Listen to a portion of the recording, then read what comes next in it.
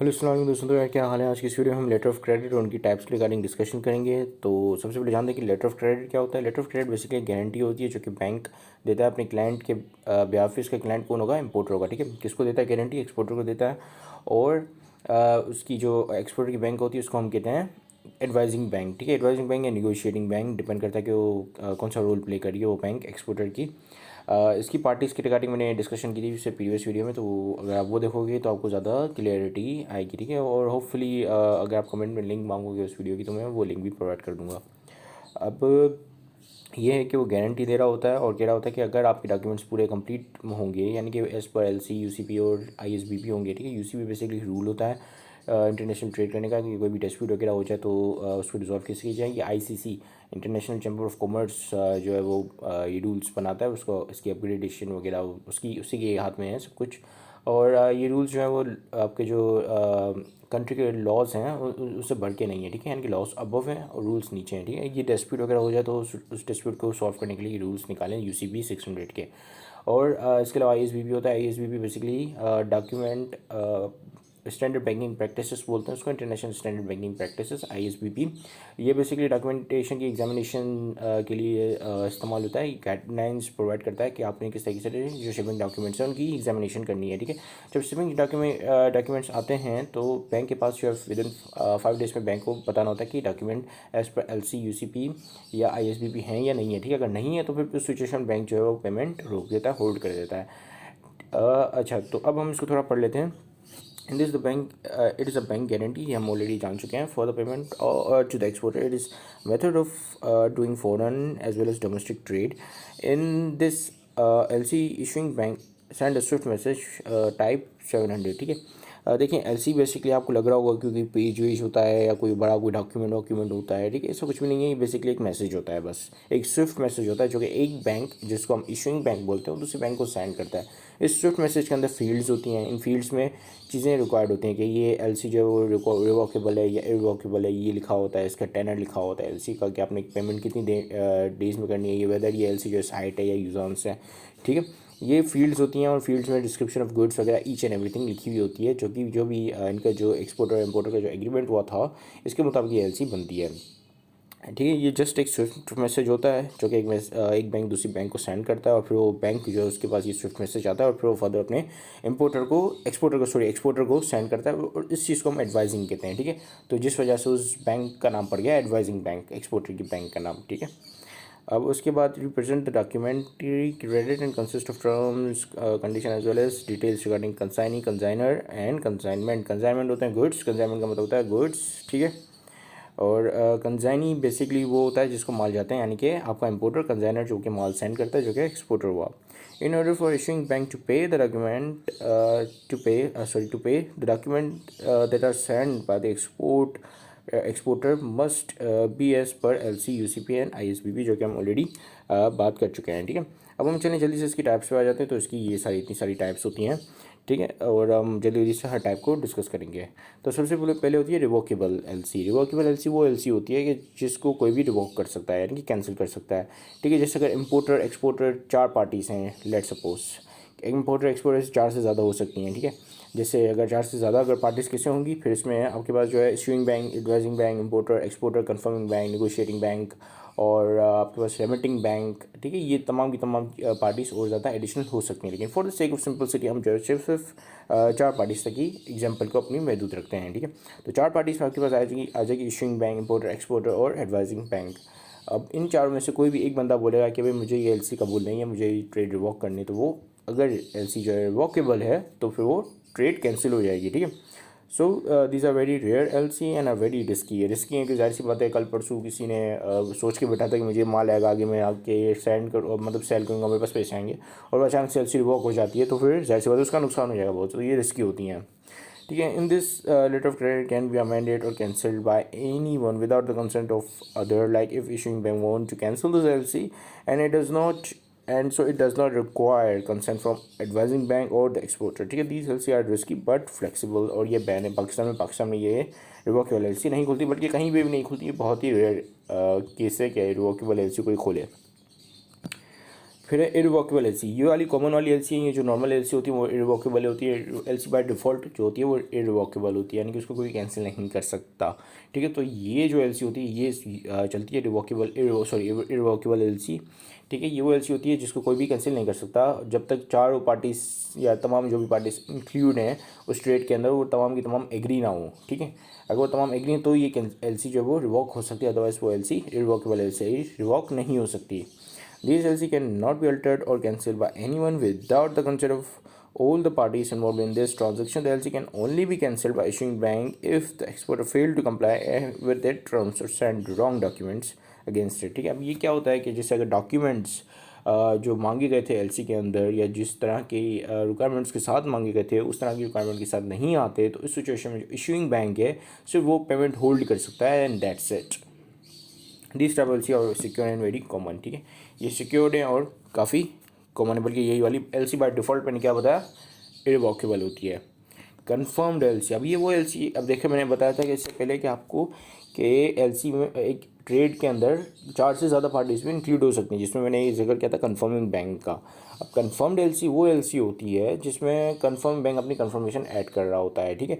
अब कन्फर्मेशन एक confirm bank क्यों होगा, क्या करेगा, उसके क्या रोल है, ये मैं आपको बताता हूँ। देखिए बेसिकली क्या होता है कि कभी बाज़ औक़ात कोई ऐसी कंट्री होती है जिसकी बैंक के ऊपर दूसरी कंट्री को ट्रस्ट नहीं होता, तो वो कहता है कि आप कोई ऐसी बैंक लेकर आओ जो कि मेरी कंट्री के अंदर ही हो, ठीक है। जैसे लेट सपोज के यूएसए के अंदर एक एक्सपोर्टर है और वो कहता है कि नहीं आप कोई ऐसी बैंक को लेकर आओ, आपने ठीक है आपने गारंटी ऐड करवा दी, आपने एलसी सेंड कर दिया, आपने अपनी बैंक से जो है गारंटी ऐड करवा दी, कोई भी एक्सवाइज़ेड कोई भी बैंक है, फिर वो करेगा कि आप एक ये वाली बैंक है जो कि मेरी कंट्री के अंदर बैंक है, आप इससे भी गारंटी दिलवा के दें, ठीक है। तो फिर वो कंफर्मिंग बैंक कहलाएगा और फिर वो अपनी गारंटी भी देगा कि अगर इशूइंग बैंक फेल हो गया, वो पे नहीं कर सका, तो मैं आपको पे करूँगा, ठीक है। तो ये होता है कंफर्मिंग बैंक। इसके मैंने पार्टीज़ के जो इनकी जो एलसी की जो भी पार्टीज़ होती हैं उनके रिगार्डिंग डिस्कशन किया है अपनी एक प्रीवियस वीडियो में, उसका लिंक मैं यहाँ डिस्क्रिप्शन में डाल दूँगा। तो फॉर द अगर आपको पार्टीज़ ऑफ एलसी के रिगार्डिंग थोड़ा और मज़ीद जानना है तो वो वीडियो आपके लिए काफ़ी हेल्पफुल रहेगी, ठीक है। सो इट्स एन इरवोकेबल एलसी, एक इरवोकेबल एलसी होती है जिसमें एक्स्ट्रा लेयर ऑफ सिक्योरिटी होती है, यानी कि कंफर्मिंग बैंक अपनी कंफर्मेशन ऐड कर देता है कि अगर इशूइंग बैंक फेल हो जाता है तो मैं पे करूँगा, ठीक है। तो एक कंफर्मेशन और आ जाती है, एक गारंटी और आ जाती है। When an ordinary irrevocable LC got confirmed by the confirming bank, that LC became a confirmed LC। तो ये होती है आपकी confirmed LC। फिर आती है आपकी ओपन LC। अब ओपन LC यानी कि एक दफ़ा ओपन हो जाती है, फिर इसके ऊपर मल्टीपल शिपमेंट्स होती हैं, ठीक है। It's a special type of LC where there is no need for BL, यहाँ पे बिल ऑफ लेडिंग नहीं होता। In this, multiple shipment is done by exporter and exporter can claim its amount any time by showing BE bill of exchange दिखा के bill of lading, BL मतलब bill of lading और BE होता है bill of exchange, ठीक है। या financial document जिससे प्रोमिसरी नोट वगैरह हो गया to the issuing bank. In this there is no need to open new LC for every new import. एक दफ़ा LC खुलेगी, ठीक है, और उसी LC पे मल्टीपल टाइम्स एक्सपोर्ट होगा, ठीक है। It just simply covers all the shipment. फिर आती है आपके पास रिस्ट्रिक्टेड एलसी। अब इस एलसी में बेसिकली क्या होता है कि एलसी के अंदर फील्ड्स होती हैं ना, तो फील्ड्स में जो है वो लिखा हुआ होता है कि ये सिर्फ इसी बैंक को ही जाएगी, ठीक है। यानी कि सिर्फ एक ही बैंक रिस्ट्रिक्टेड कर दिया जाता है और उसी बैंक के साथ ही डीलिंग होती है, ठीक है। LC which is restricted to the set bank only, meaning that this LC can not be negotiated by any other bank than the bank which name is written on it. In this swift message type 700 field कौन सी होती है, field 41 और 41D। The bank name and big code is mention for this kind of LC can not be further advise by any other bank other than the one whose name is mentioned, ठीक है। अब देखें क्या होता है कि जैसे let suppose के एक बैंक है इशूइंग बैंक, उसने एक एडवाइजिंग बैंक को LC सेंड की, ठीक है। एडवाइजिंग बैंक जो फर्दर उसको एडवाइजिंग बैंक देखता है कि मेरा जो इससे रिलेशन नहीं है, ठीक है, RMA कहते हैं इसको बेसिकली। तो वो कहता है कि मेरा तो रिलेशन नहीं है इशूइंग बैंक के साथ, अच्छा, तो वो क्या करेगा उस LC को फर्दर किसी और बैंक को एडवाइस कर देगा, ठीक है।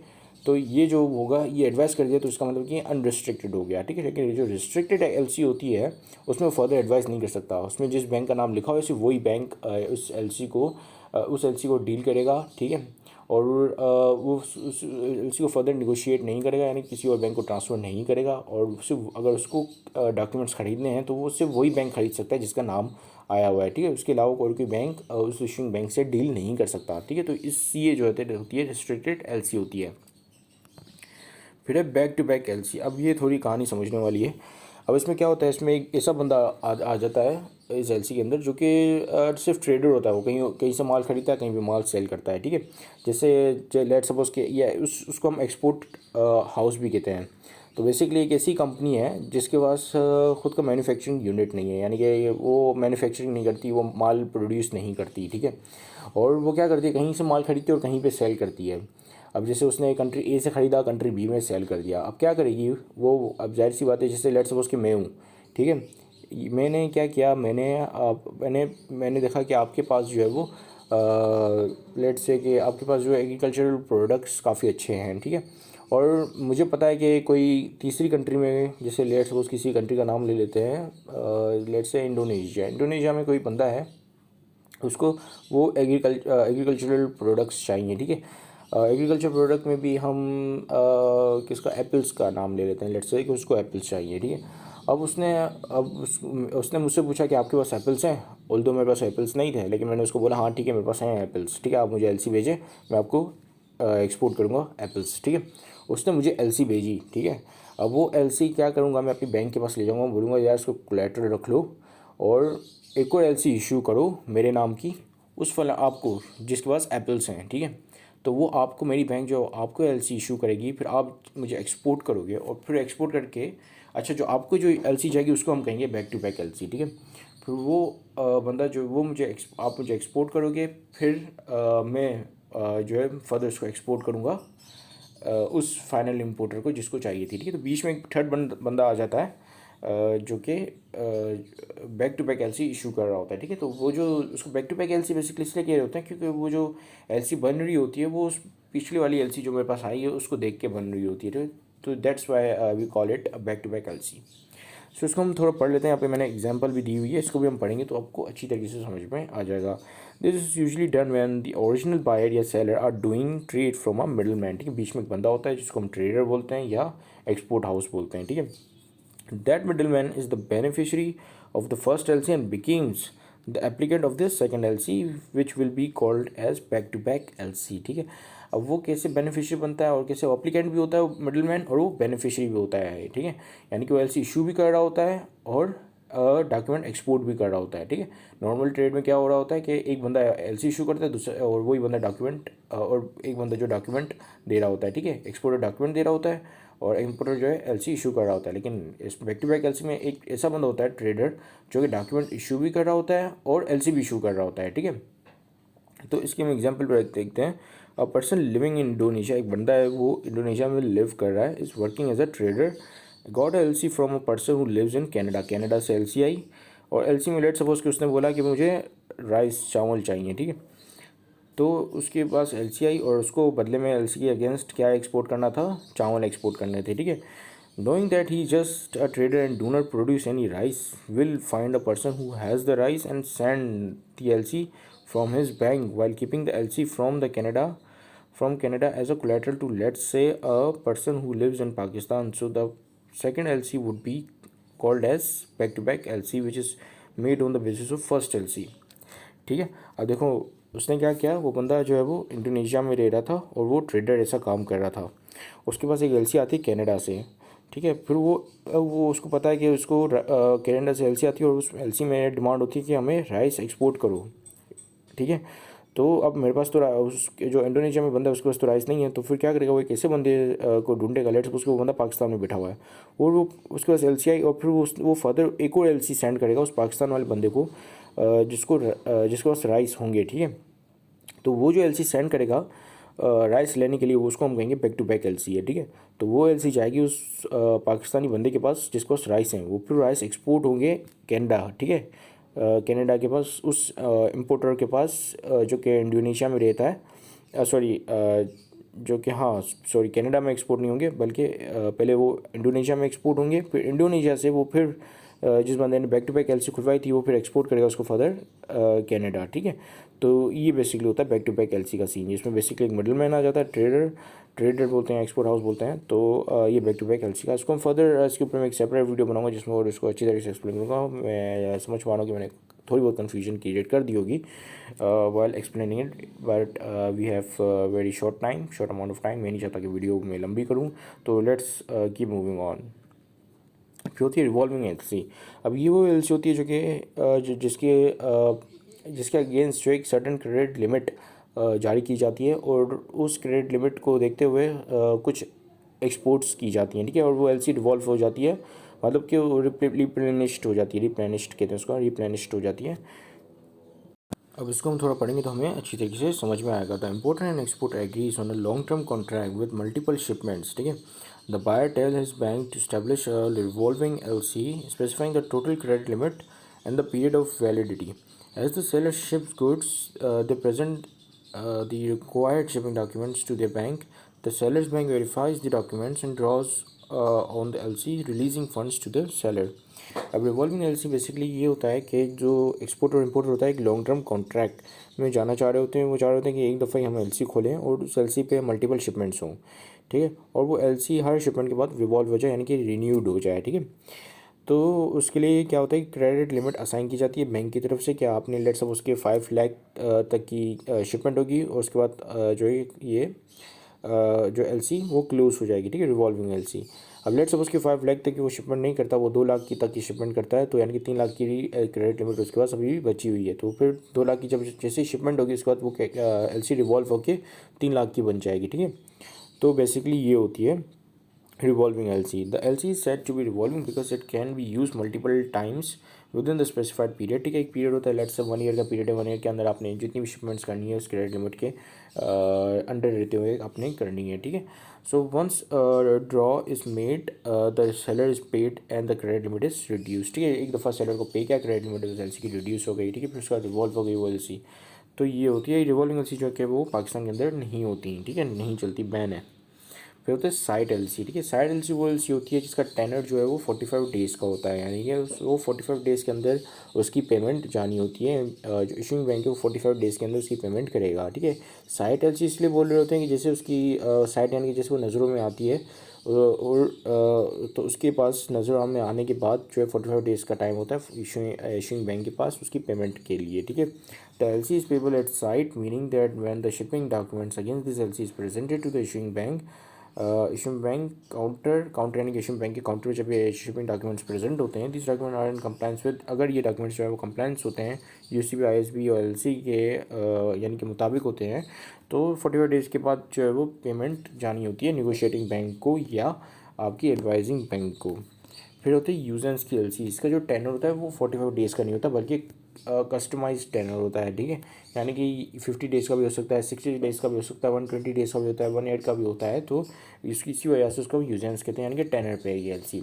In this there is a tenor, for example 50, 60, 120 etcetera. When the documents are received from advising bank और negotiating bank to the issuing bank determine that the documents are in compliance with ISBB UCP LC, then the bank have the said days, यानी कि जितने days लिखे हुए होंगे वो days होते हैं बैंक के पास, which are written on the LC to make the payment on to the negotiating bank.